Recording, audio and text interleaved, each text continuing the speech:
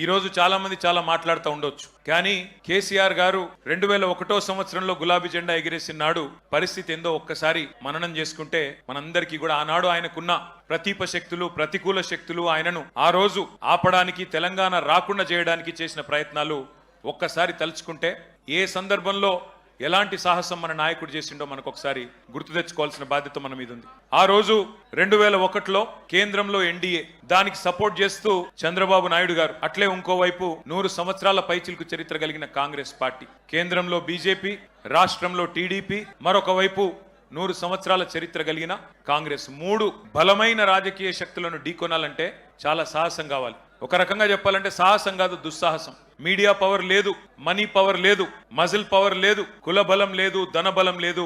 ఉన్నదల్లా ఒకటే, తెలంగాణ జాతికి న్యాయం చేయాలనే సంకల్పం. ఆ తెలంగాణ నినాదంలో ఉన్న న్యాయం, ధర్మం, ఇది మాత్రమే కేసీఆర్ గారిని మొండి ధైర్యంతో, ఉక్కు సంకల్పంతో ముందుకు నడిపించినాయి.